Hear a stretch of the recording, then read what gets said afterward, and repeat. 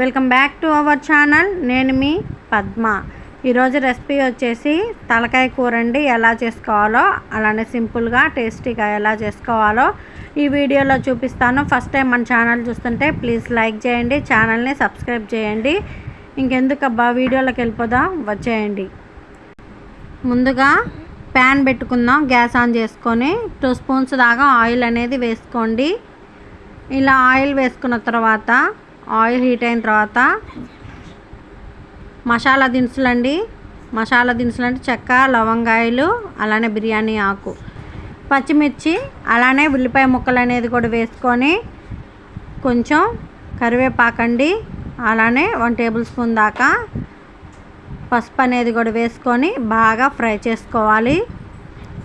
మనకి కొంచెం colour change అవ్వాలండి, అప్పుడు దాకా మనం అయితే ఫ్రై చేసుకోవాలి. చూసారా, ఇలా మనకి ఇలా వస్తే సరిపోతుందండి. ఇలా ఫ్రై చేసుకున్న తర్వాత జీడిపప్పు అండి, జీడిపప్పు పేస్ట్ అనేది వేసుకోండి. జీడిపప్పు పేస్ట్ వేసుకున్న తర్వాత టమాటో పేస్ట్ అండి, అది కూడా వేసుకొని బాగా ఫ్రై చేసుకోవాలి. బాగా ఆయిల్ మొత్తం సపరేట్ అయిపోవాలి.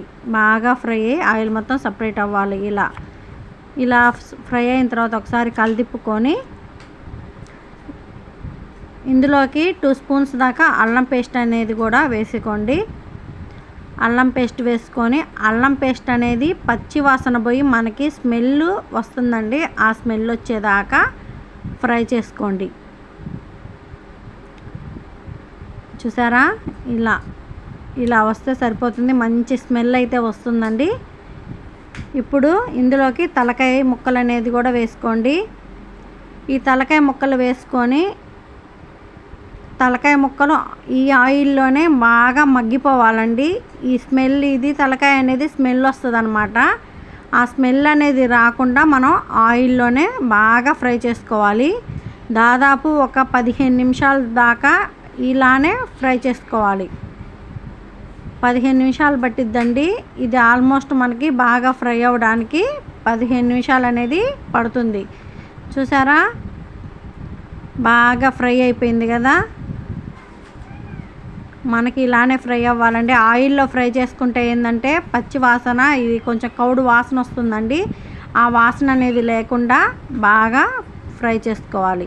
రుచికి తగినంత సాల్ట్, అలానే 2 స్పూన్స్ దాకా కారం అనేది కూడా వేసుకొని బాగా ఒక 2 నిమిషాలు అనేది మళ్ళా మగ్గబెట్టుకోండి. ఇలా బాగా మగ్గిన తర్వాత ఇందులోకి అనేది వాటర్ అనేది పోసుకోండి. తలకాయ కూర అంటే కొంచెం వాటర్ అనేది ఎక్కువే పడుతుందండి. వాటర్ బాగా పోసుకొని ఒకసారి కలిదిప్పుకొని ఉప్పు కారం చెక్ చేసుకోండి. ఒక 20 మినిట్స్ బాగా ఉడకనియండి. చూసారా, బాగా ఉడికిందండి. ఇప్పుడు ఇందులోకి 1 టేబుల్ స్పూన్ దాకా గరం మసాలా, 2 స్పూన్స్ దాకా ధనియాల పౌడర్ అనేది వేసుకొని బాగా మళ్ళీ ఒక 3-2 మినిట్స్ అనేది ఉడకనిద్దామండి.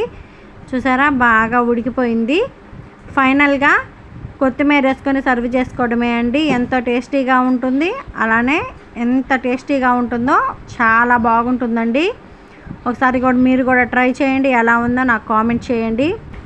వేడి వేడి తలకాయ కర్రీ అనేది రెడీ అండి. అబ్బా, ఇది రాగి ముద్ద వేసుకొని తింటే, నెయ్యి రాగి ముద్ద వేసుకొని తింటే అసలు మామూలుగా ఉండదండి. ఎంత టేస్టీగా ఉందో, చాలా బాగుంది. ఒకసారి మీరు కూడా ట్రై చేయండి. ఎలా ఉందో నాకు కామెంట్ చేయండి. ఫస్ట్ ఈ వీడియో మీకు నచ్చిందనే అనుకుంటున్నాను. ఈ వీడియో నచ్చితే లైక్ చేయండి, షేర్ చేయండి, కామెంట్ చేయండి, సబ్స్క్రైబ్ టు మై ఛానల్. మరిన్ని వీడియోస్ కోసం మన ఛానల్ని ఫాలో చేయండి. Bye friends.